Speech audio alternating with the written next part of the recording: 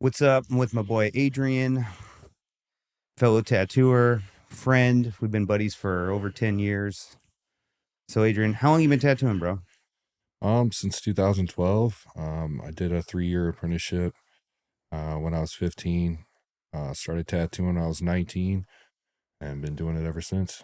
I wish I started when I was 19. I didn't start till I was 24. I've always felt like I was the last one to start. Yeah, I mean, that's not too late. A lot of people get in it later, but I was grateful to get the opportunity I did. Such a young age, What for would be sure. what would be too late? Too Like late? if somebody was like 40 and started tattooing, that would be kind of sus, That's right? definitely kind of late. Yeah, You're about ready to retire. yeah, for sure. But I felt like 24 though. I remember being like a kid and being like, dude, all my buddies already started when we were 18, Right, And I right. was like, I felt like the last dude in the pool. Yeah, but you figured it out and caught up and got to where you needed to be. For sure. But I spent a bunch of years just doing paralegal. I was a paralegal. I was a bartender. I did all kind of dumbass shit that I did all kinds of shit in between tattooing as well, bartending, bar backing, bouncing. security. I was gonna say you did Yeah, security. did some tile work and stuff for extra money when stuff was slow. You That know how it sucks. goes. But What? So okay. So speaking of, like, do you think it devalues you as a tattooer to have like a secondary side hustle? depends if you're putting all your effort into that or tattooing. I mean, if you're going home painting, doing what you need to do to become a better Still being a tattooer, good tattooer, progressing over time as you do. I mean, everyone's got to eat. Shit gets slow. for sure. Sometimes you got to pick up some extra stuff, and it gets stressful. You don't want to, sometimes you got to step away and refine, that drive to continue tattooing, as you know, Right. sometimes. What does slow mean, I guess? Like just when you're not tattooing as much as you used to, or when I like to hold myself to like a certain amount per week of tattooing, mm-hmm. to get the bills paid and be comfortable. So like if I'm not hitting like minimum $3,000 a week in a slow season, then I'm like, I got to figure something else out. Right.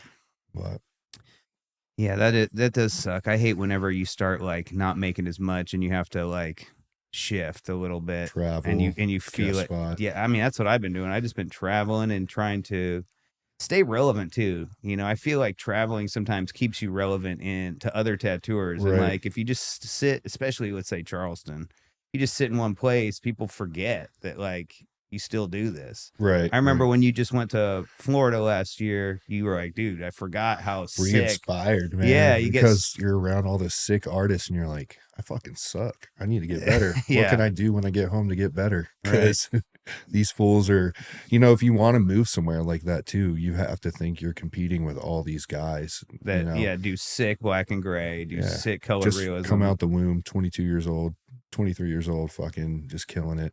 So when I met you, you came to LA.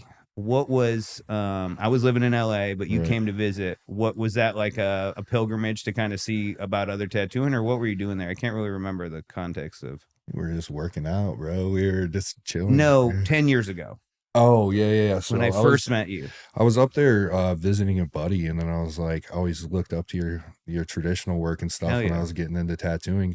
I was like, I gotta get tattooed by Shon Lindauer. For sure. So my boy was like, hey, I've already got tattooed by him. Like, I got his number or something. He told me, let's see if he's free today. And he hits you up, and you're like, come through. So we drove like I think it was like an hour and a half from the valley, or That's an fine. hour. I don't Yeah, remember how hour. long, but yeah, we showed up. It was cool, dude. That's dope. Tattooed 3 of us. What were you doing out there?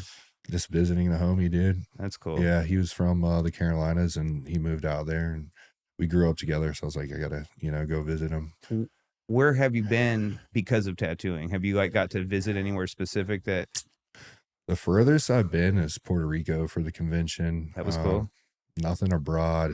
All over the states, Texas, California, Florida.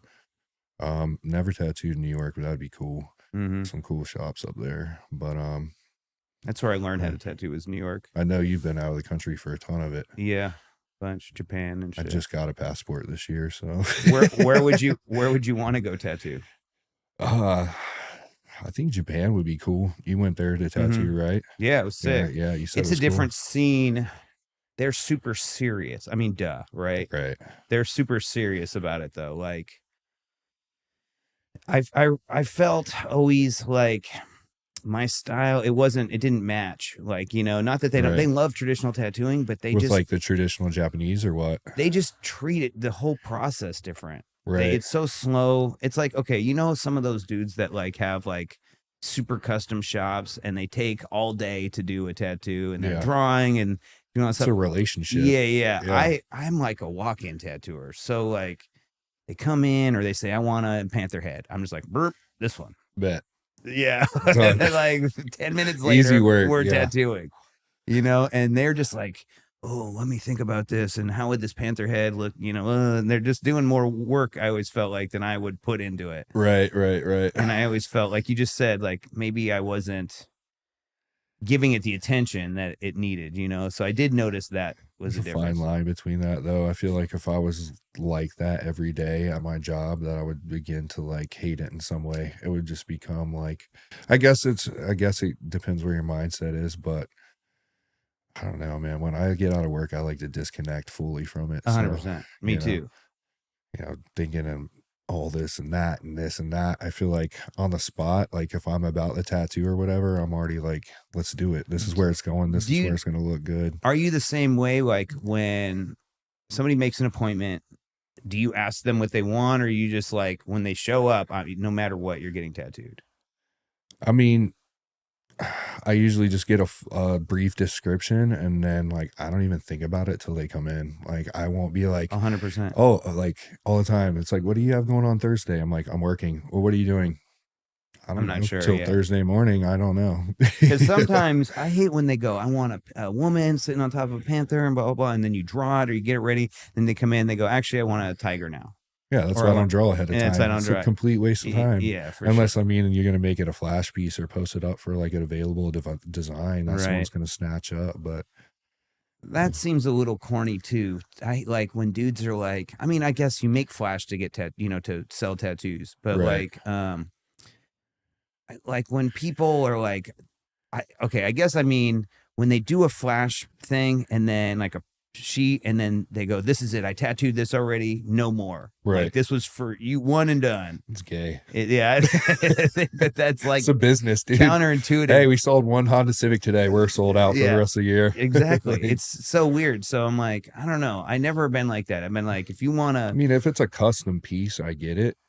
Someone like, obviously you're not going to put someone's grandma's fucking rose with her name on someone else. But like, if you do like a design that's classic and it's like, a lot of people think it's cool. You like can sell it 100 times. Yeah. I mean, you made it. It's your work. It's your art, Right. Why wouldn't you want everyone wanting that design? It's like everyone having 100 of the same t-shirt, 100 different people wearing the same t-shirt.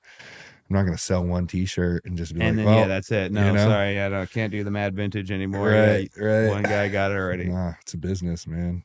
Yeah. I think I'm also kind of convoluting it with how people turn flash into a discount kind of thing. Right. When they're like $150 palm size, blah, blah, anything off this sheet, $200. I'm like, bro, I don't know. I don't know where it's going. I don't know what size we're doing it. Like, I don't have this Burger King menu type of mentality. Like, so every time, I mean, when they're like, how much is a medium? I'm not going to knock the flash days because I've made really well on some of those days when I needed it. Customer appreciation day is fine. Right.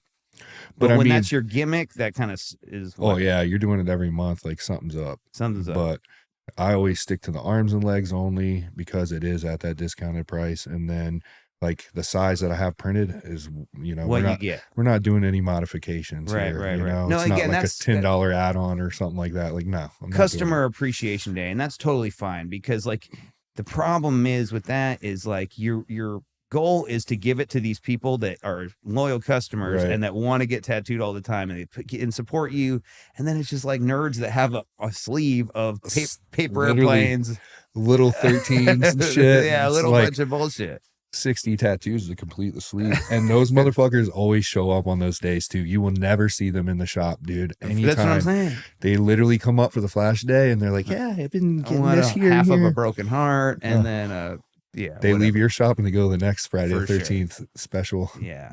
So I don't know. That's just my only qualms because I'm a flash tattooer and like I hate that it's gotten devalued into like this thing like where Right. it's a bargain, or even worse when they're like anything out of the Sailor Jerry book.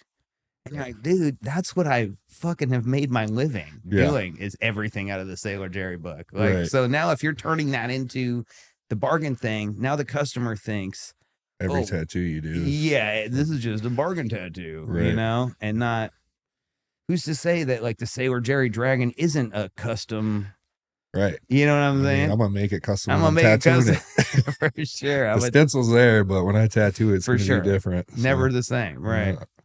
What I mean, it's whatever. But what kind of stuff do you prefer to do? Like, or what's your, you know, when somebody comes at you, do you like when they say, "What do you want to do? What do you," or do you like when they bring you a design, or do you like when they just tell you about it? Because when I started tattooing back in the day, nobody used to bring you shit. Right. They would go, "I want a snake," and you draw them a snake. You didn't have iPads. There was no. I never had an iPad. The first shop I worked at didn't have a computer. Right. So like you would like go into the filing cabinet. Not even a printer, nothing. Yeah. No, there's a printer, a Xerox copy. That's why we had all the reference books. And then we had a bookcase full of, or a filing cabinet full of shit that said flowers, animal heads, blah blah. Yeah. And you would like go through it and you go, here's a bunch of snakes. What do you think? This one? That's how you'd make traditional like tiger head or something. Like I used to take a book of like old Victorian girl heads and stuff and turn them into like traditional, you know. So what kind of scenario do you prefer from like? I'd rather have some kind of guidelines because that keeps me from like getting too crazy or wasting time with the customer. Exactly. But I mean, I feel like nowadays people are so straightforward. Like not a lot of people even care about custom at least not around here.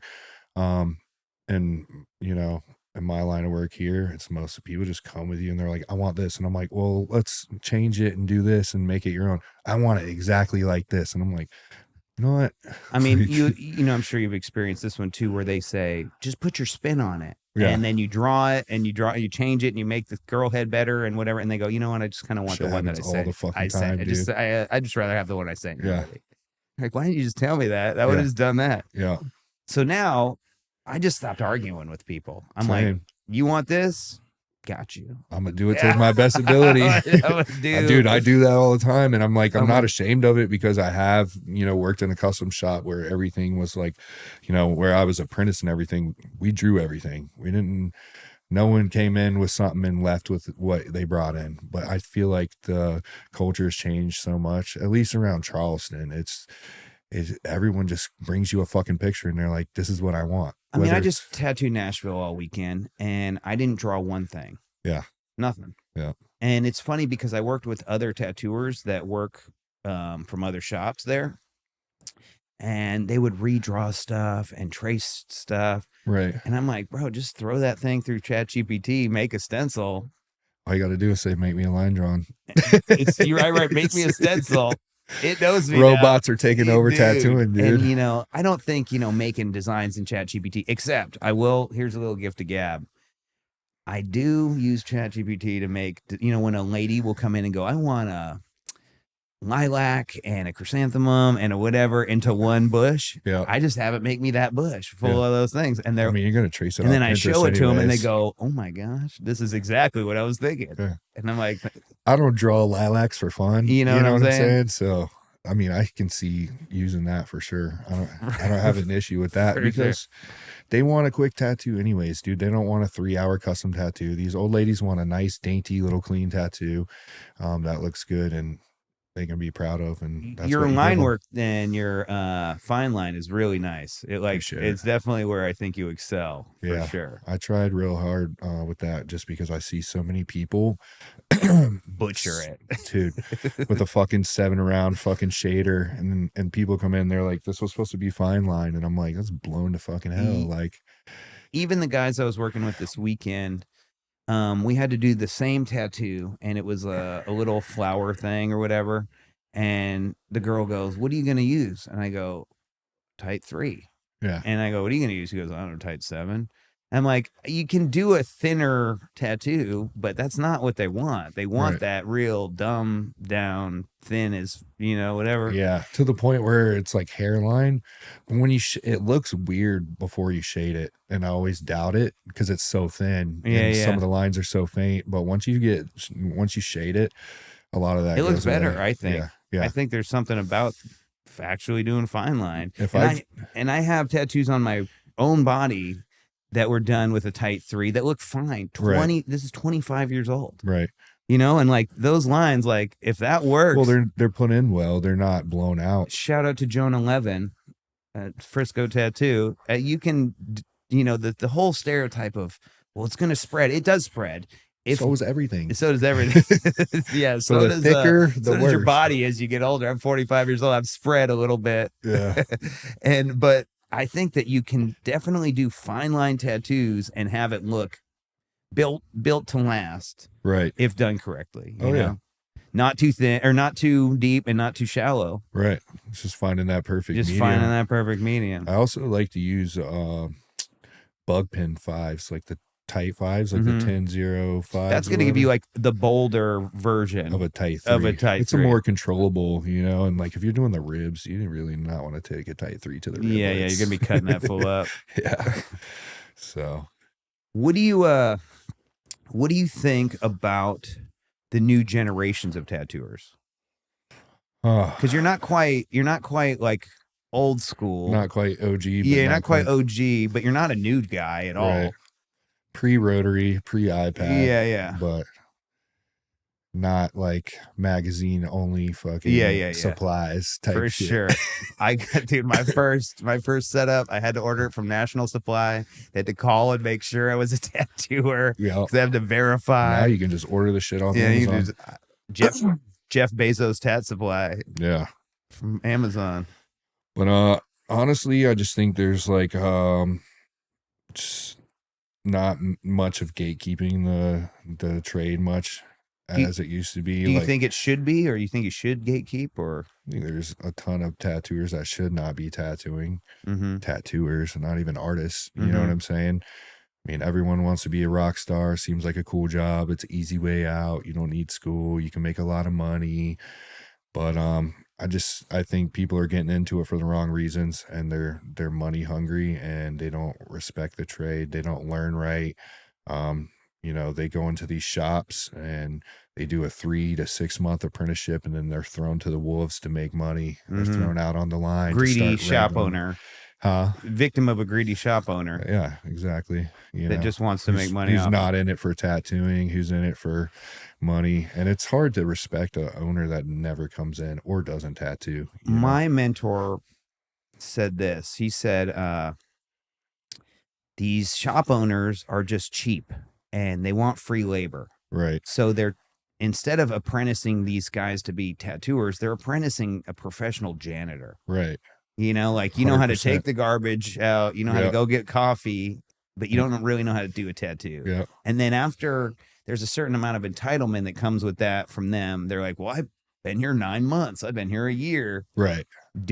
Sweeping the floor. I did that shit for 3 years, man. Yeah. I scrubbed the floor with a toothbrush and a cup of water. I never really was an apprentice. Like, I got to admit, what happened was, when I first started, I wanted to be a tattooer, but I was around, I'll leave the kind of guys that were out. I was around bikers. Right. And you put 2 and 2 together. Yeah. Yeah. And they had the biker mentality where they were like, if you start tattooing behind our back, we're breaking your hands. That's what my mentor told me. And I was like, I'm 19, and I was just like, dude, what? Like, no way. Like, so I was scared shitless. And I worked at this shop called Santa Rosa Tattoo, and I was the little helper guy. Right. You started in California? This is when I was right out the womb, and this is kind of how I got fucked up. And I was doing stuff as a front desk guy. Right. And I was like, when are you guys going to teach me how to tattoo? And they're like, we're not. Yeah. This is your job. Right. And it was, back in the day. So I'm burning CDs for the 44 disc changer or whatever. Remember the big carousel? Yeah, dude. So I'm burning CDs, Biggie Smalls, Ready to Die and whatever. my boss had a big boat, and he'd have me spraying off duck shit off the boat, whenever he'd bring it home on Sunday. And I'm just looking at him like, this is not what I thought I was getting myself into. It never is. And cleaning toilets and stuff. And me being like, yo, are you guys going to show me how to tattoo? And they're like, no. And if you go behind our back, we're going to break your hands. We're going to fuck you up. And I'm just like, dude, this sucks. So I just gave up because I was a kid, and it discouraged me. Yeah. And so when I was 24, I was dating this girl who was a tattooer. Right. And she was just like, why don't you tattoo? Like, I'm like, I don't know. Like, I just, I'm never really. Tried that. Yeah, nobody ever showed me how. She's like, bro, no one needs to show you how. Just just fucking do it. Just do it. It's the only way you're going to learn anyway. I tattooed her, and then I tattooed myself. I did a little butterfly on myself. Damn, you never touched it after that? No. That was the second tattoo I ever did. And so I did a little butterfly, and then I tattooed a skull on her. And I was just like, I got this. And then I tattooed a couple buddies, I did let's just say maybe a half dozen more free tattoos out of her house. And I'd have to go to her house, use her stuff, tattoo out of her crib. It was super ghetto, Yeah. And then I was already buddies with Seth Ferry and all the homies that knew what time it was. Right. So I hit up Seth, and I was like, all bashful, and I was like, oh, can I buy a tattoo machine from you? And he's like, for sure. He's like, I don't give a fuck. You got 350 some good people bucks. to have in your corner. For sure. Yeah. So Seth sold me a tattoo machine, and I had a liner. All I had was a liner. And I was just doing, I was living with this girl in New York City. Right. And she was a makeup artist for Vogue magazine. Nice. And it's funny because everybody thinks, oh, fine line's so popular right now. Fine line's all new and popular. Right. When I learned how to tattoo 21 years ago, it was popular. Right. And I mean, it started in the 70s with Good Time Charlie and Jack Rudy and Ed Hardy, and Freddie Negretti. So it's not like it was even new then. It was already old school then, And all they wanted was the same exact thing, like love, real small, or whatever, a shamrock or whatever. Yeah. So I was just in my apartment tattooing them, and I'd hit them for $100 a hit. And it's good money back then, dude. It was great money. It was 2005. I was crushing it, and I did that for a couple months. And I remember probably about the second month of doing it, tattooing out of my house like a total scratcher scumbag. I had a bunch of money, and I told my buddy, I was like, bro, I just made 10 grand in a month. I couldn't even believe it, And he was just like, what? And he's like, we got to get you in a shop and whatever. So then I went and worked at a scumbag shop, which was put me backwards, but it was good because it gave me my chops. And that was when I was able to order everything off National. I went into Spalding and Rogers magazine, called up National. They made sure I worked at a shop, and then I ordered 2 rotodials. I got a Mickey Sharp's rotodial. They were terrible, and I had the big old I had one of those big old National Power Supply, and I got a bunch of Starbright ink, and I had the full the whole set, and I was just like, boom, I'm a tatter now, dude. And I started tattooing, and I did that for probably 4 years, just terribly. Right. I worked at another shop called Whatever Tattoo on St. Mark's. Great name. Dude, they're selling bogs, and he's but yeah, it wasn't great. It was humble beginnings, but then I met my mentor. Right. Around 2009, and I was doing okay stuff. Traditional tattoos were kind of coming back into the spotlight. Right. When I started tattooing, new school was really popular still. Yeah. And then traditional. I hated that shit. Yeah, I did too. God. Traditional was starting to get popular around 2009, 2008. And it's always popular, but you know what I mean? They're trending, Right. And and I didn't know what to do, so I just started ripping off my mentor as hard as I could. Right. And he hit me up. He's like, bro, you got to get off my dick. You're a little too far on my ass doing this shit. Give me some space, Right. And I don't know any better, Yeah. And he's like, if you want, I'll show you some stuff, but you got to ease up. Yeah. You got to let it breathe, Right. And then I started traveling. I went out to Portland and visited him, and shout out Thomas Morgan, great dude. And has always helped me more than anybody ever helped me in tattooing ever, which is great. And he showed me how to paint correctly, showed me the right stuff to paint with, showed me how to tattoo. We did a couple conventions together. We started traveling back and forth to hang out with each other more because we were good friends. And then we decided to do this thing where we wanted to start a show. He had been on a show in the early 2000s or mid 2000s. And he's like, yo, I got all the hookups, you know, for the tattoo, for Bravo or A&E or what, I can't remember. Was it a tattoo show? Yeah, it was called Tattoo Highway, and he was in a bus tattooing. Yeah, I seen that. Yeah, it was cool. It was pre-Miami Inc., so it was like one of the first. And Thomas Pendleton put him on, because Thomas Pendleton is like, he did Hart and Huntington, remember, after that? Yeah. But before all that, they did this on a bus thing with Rick Walters and stuff, and it was pretty funny.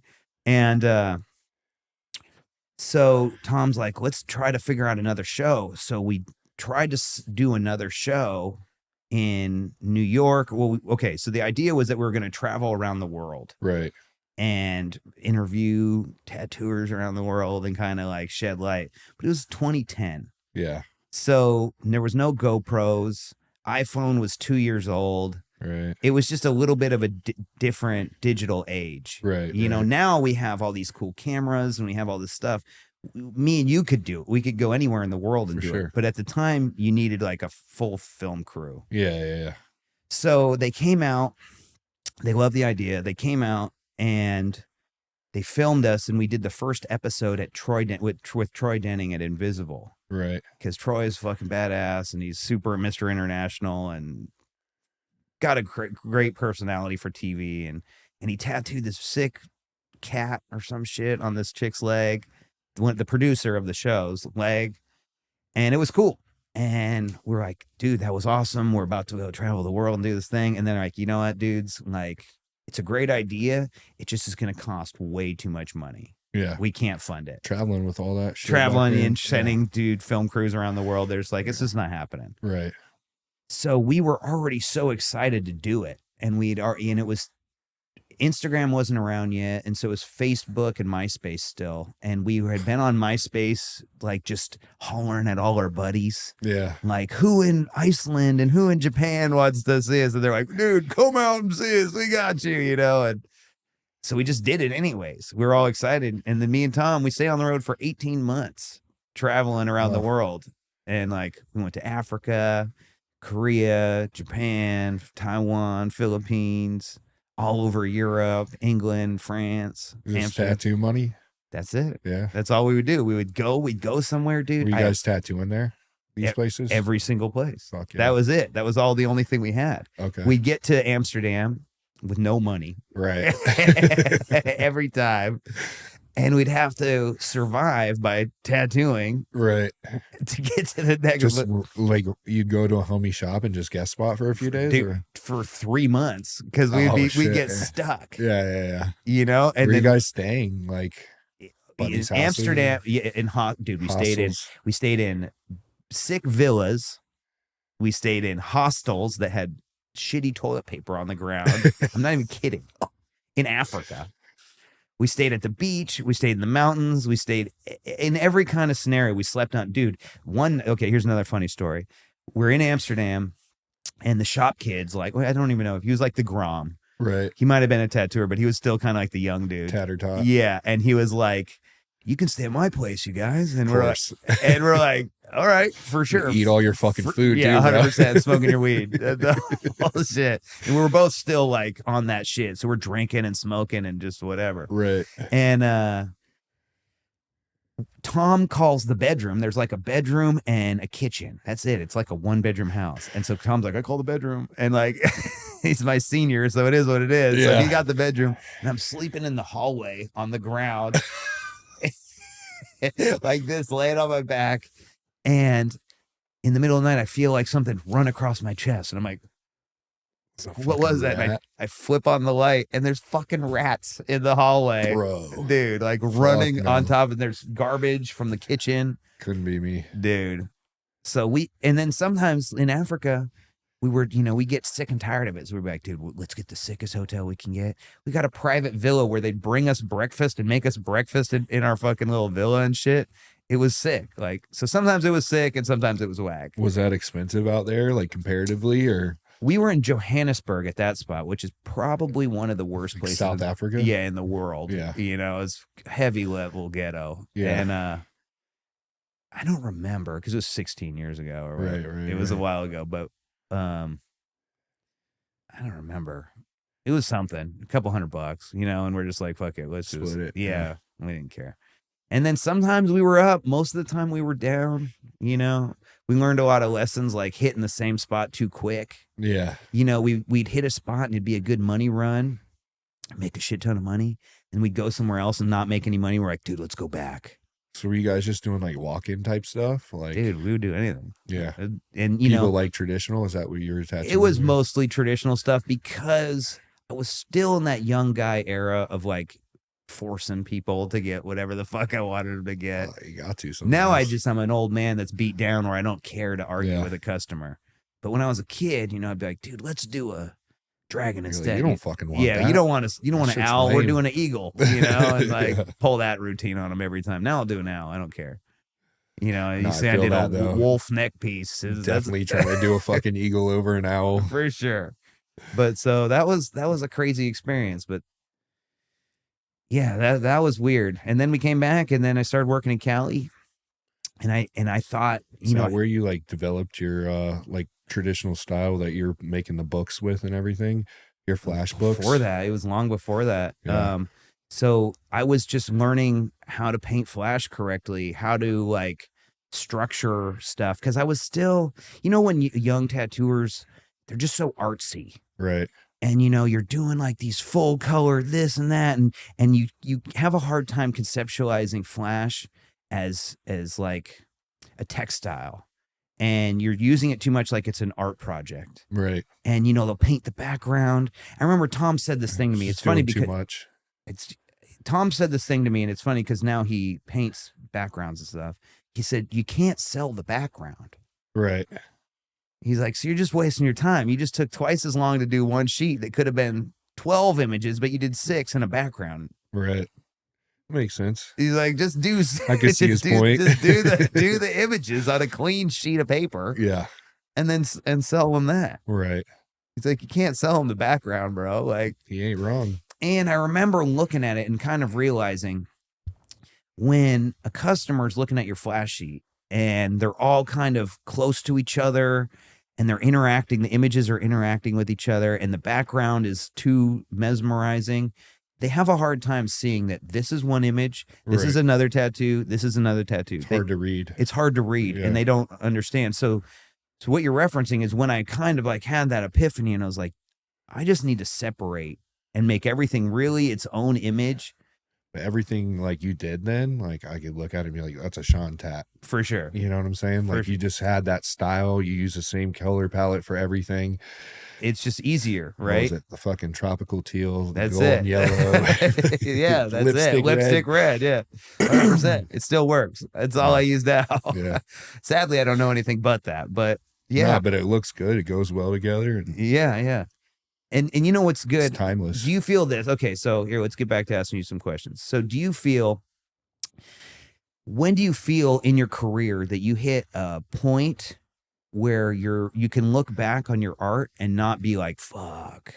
Because you know how so often still do that, dude. You look at stuff and you're just like, fuck, dude. I did some tattoo like 2 years ago. I'm like, the fuck was it? Because even though like sometimes I'm not like super motivated, I still feel like I'm always trying to progress in like the styles I do and just do a cleaner tattoo at the end of the day and get better at just being like consistent. You know what I'm saying? So I'll look at, like you said, like my fine line shines. I'll look at something I did that was fine line like last year, and I'm like, I've learned so much better how to do this now. You know what I'm saying? Now that I've done more and more of it.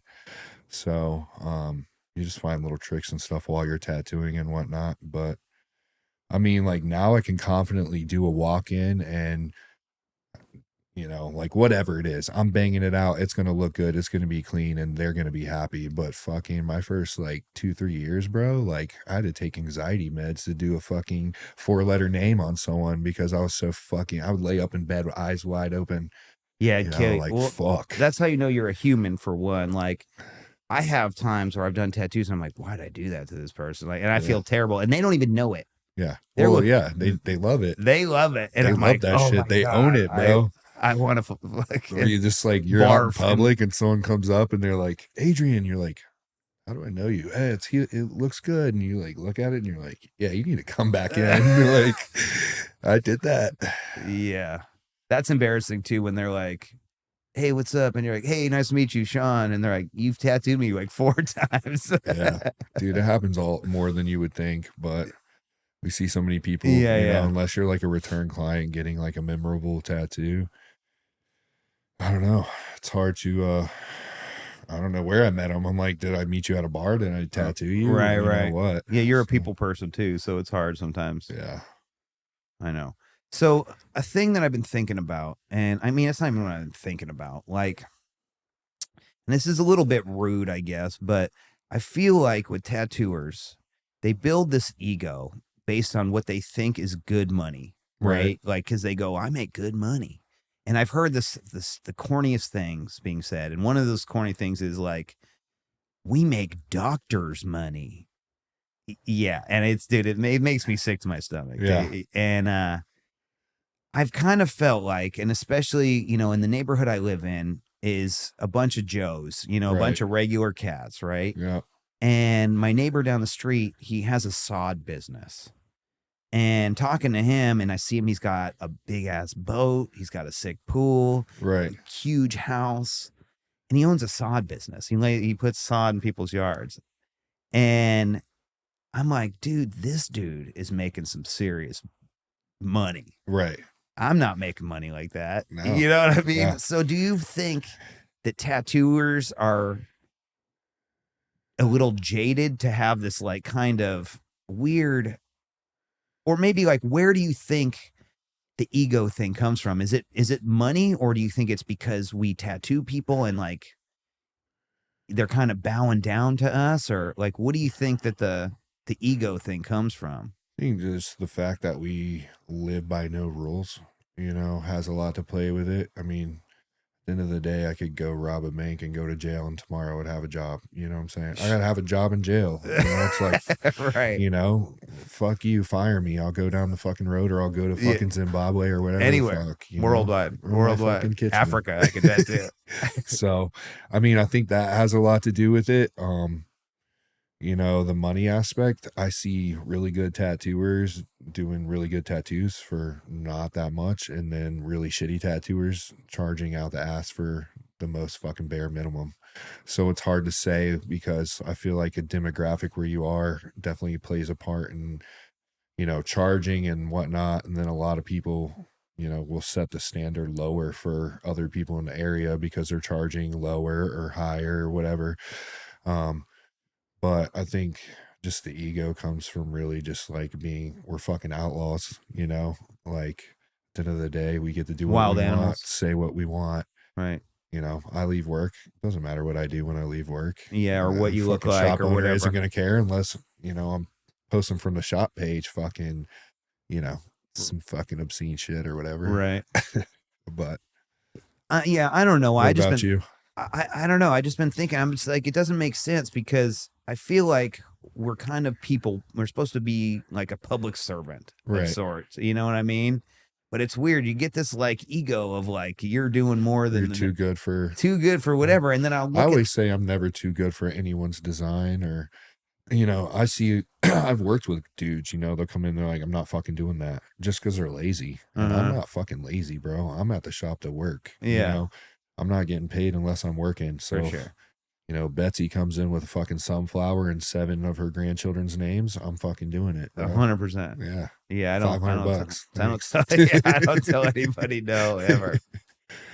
Where do you think like tattooing is going? Like, so we've seen where it's been and how it's changed.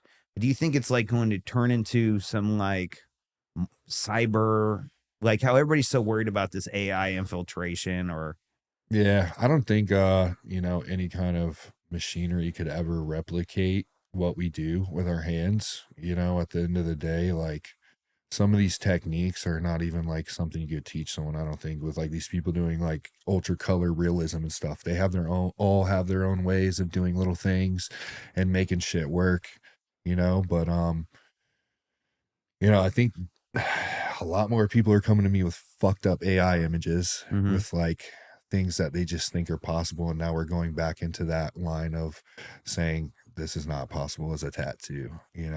You think fine line wasn't possible? Well, now you have fucking AI. What do you do when somebody brings you an AI drawing?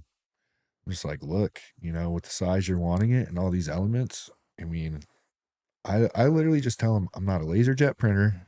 I'm a human. Your skin is not paper. We could do something similar. I can draw you something up that's tattooable, but 20 elements in a fucking 4x4 square inch diameter or area is not going to happen. Right. And, I know we said that sometimes we just fucking do it, but there's some things that you just can't do. Yeah. I don't argue, but I also can't perform miracles. I can't walk on water. Right, exactly.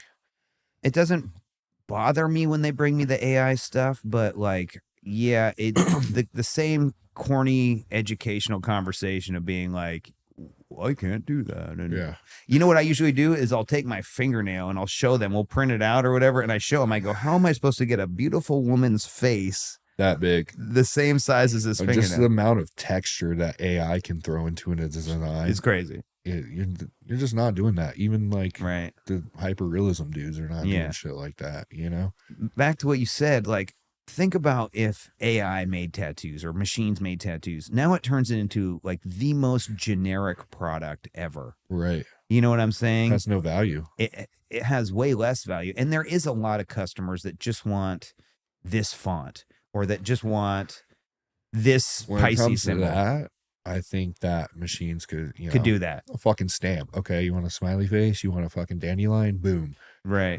But I can't see it doing like some kind of portrait or artwork, I mean, who knows? I don't know if we'll ever let it get to that point, right. But I hope not, because then like, even if people are so particular with clothes, and it was only just one type of jeans, like if you just got jeans, right, then it's not that cool anymore. Right. Some people like skinny jeans, some people like baggy jeans or tapered or whatever. Yeah. So now if we just have tattoo and it comes from a machine, it just seems like it's just one thing. Like it's not the whole cool part about collecting tattoos and getting tattooed is the culture behind it, the experience.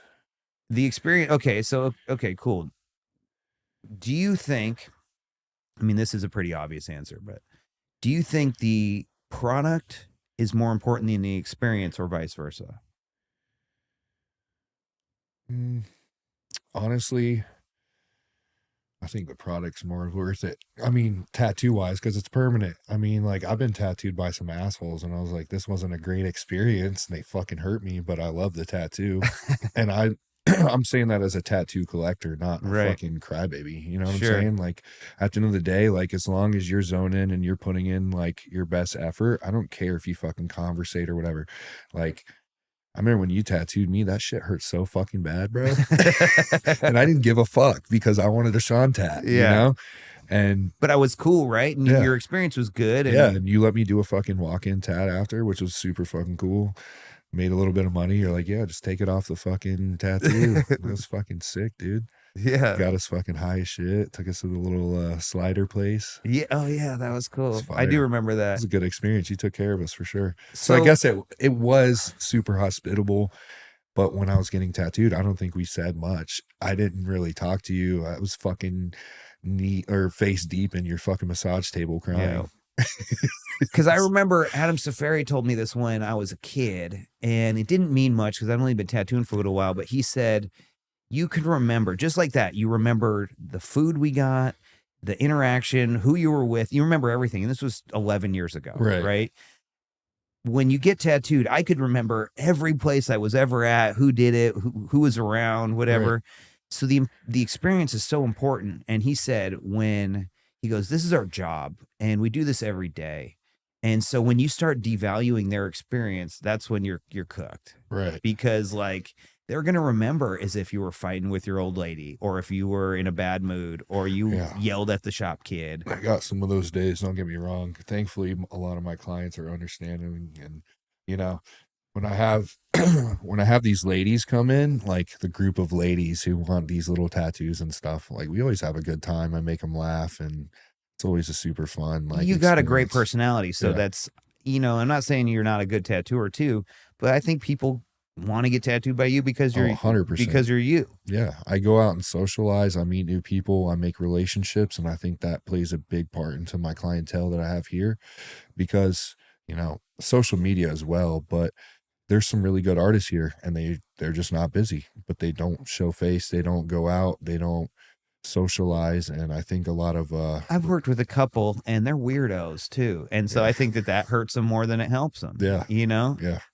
And they do this weird shit and a weird dance, and they're too stuck up, and you know, I think you got to be a man of the people. You know, you got to be a humanitarian a little bit. You know, I agree. Like as much as you don't want to sometimes, but like, you know, you kind of really got to go out of your way to be able to relate with any type of person. Right. Like you said, you got to be a people person. You got to have good customer service. I mean, no one wants to get tattooed by an asshole. And I hear it a lot by a lot of my people. You know, they're like, I went here and they didn't fucking say this, or they, you know, for sure. People are going to bitch no matter what, where they are at, you know. Oh, I wanted it here, but he did it here. I'm like, well, you looked in the mirror. You fucking looked at the stencil. Yeah, you know? approved it. I mean, so we didn't. Like, I wonder how many people say this about me. You know? Yeah, you forced me to get this shit. But nah, you're definitely right about the experience for sure. I think it's kind of more important than the product, because like I've definitely seen, and we don't even have to name names because who cares, dudes in our town, we were just talking about him, super busy because he's a good dude and people like being around him. Been here since, you know, from the beginning. Right. So like, God bless. Like that's, for sure. He deserves it, you know, to be honest, like is what it is. So like, I think, I don't know. I just wish that us as a whole and as a group, we weren't so egotistical and like give ourselves the worst rap of all time, you know? Yeah. I mean, it's weird here. I mean, when I was growing up. Not even in Charleston. I'm just saying tattooers, because I've been worldwide and they all act the same. It's fucking terrible. Well, I mean, when I first started, everyone would go to each other's shops, hang out, do paint nights, do all that. No more of that, at least for me.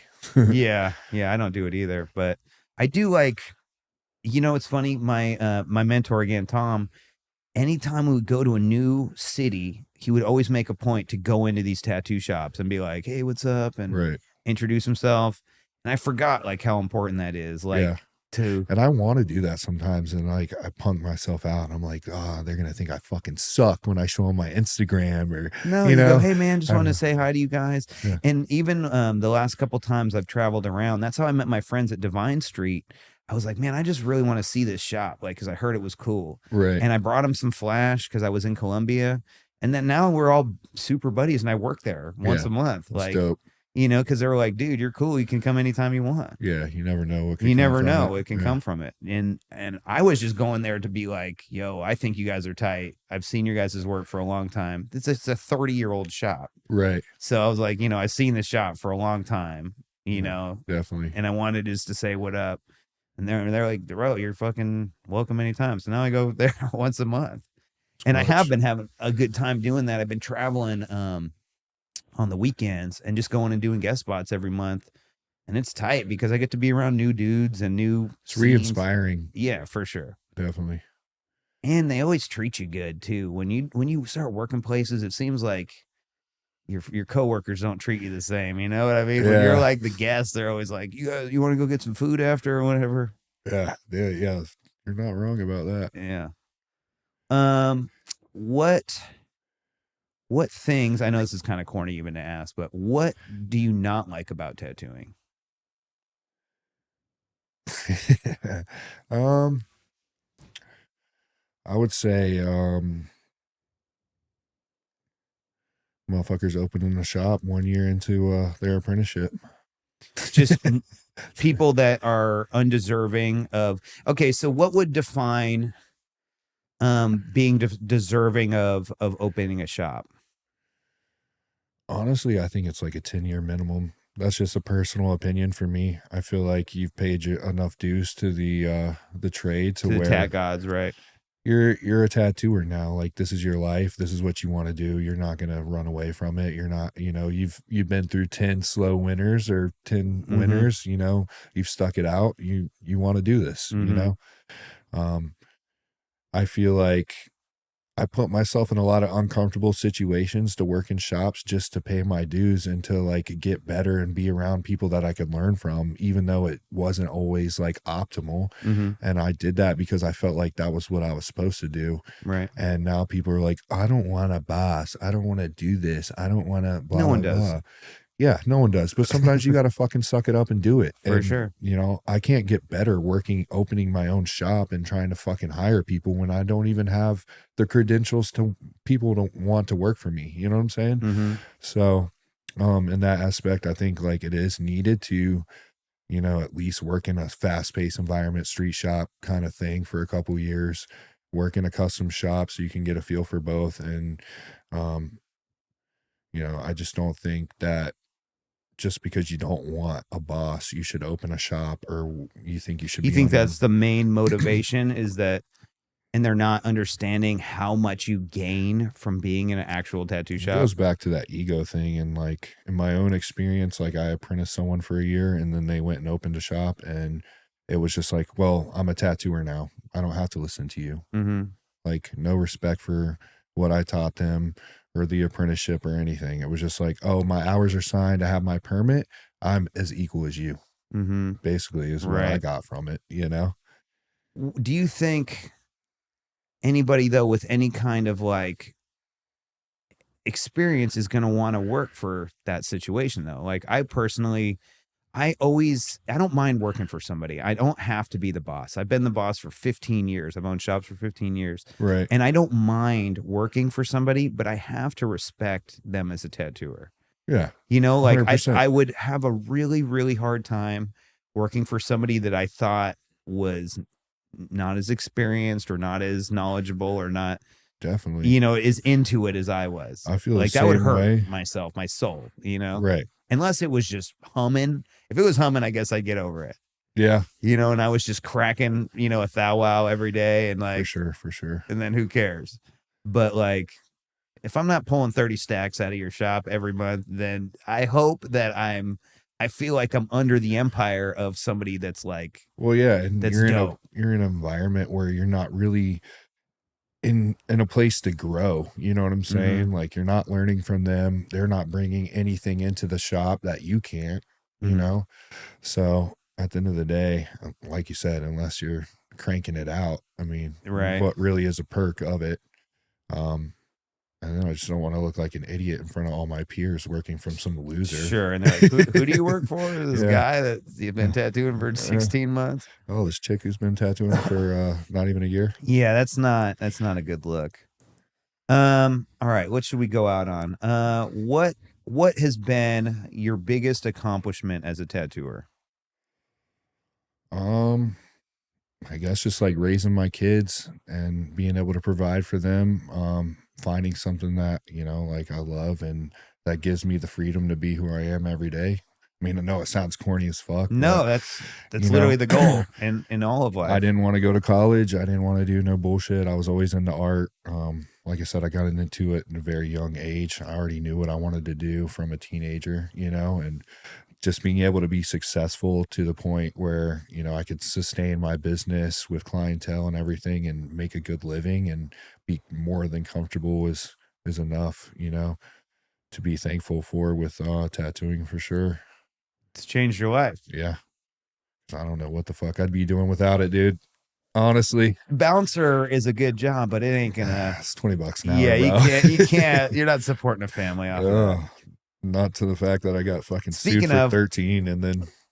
Speak on your experience that you got to work at the UFC event that was in front of White House. The White House. Yeah, That's pretty epic. Yeah, that was like $40 an hour, but I mean, who cares? The experience was worth more than the pay. It might never happen ever again. That was history. That was part of history. Yeah. That might never happen again. I'll probably never be on the White House lawn again. Yeah, that's pretty dope. Did you see? I mean, obviously you did, but you saw some cool people. I saw you walking with Dana White and shit. That was cool. Yeah, I escorted Dana White. I was 5 feet from the fighters. Trump was like 10 feet away. It's pretty crazy being that awesome. Close. Mark Zuckerberg, whatever. Yeah, whatever. Facebook dude, fucking sitting right behind me. Tiny little guy in person. But yeah, I mean, it was just celebrities and military there. That's cool as fuck. That's a pretty cool. It was definitely a once in a lifetime experience. For sure. All right, thanks, Adrien. I appreciate you, brother. All right, brother. You're the best. Yes, sir. That was it. Cool.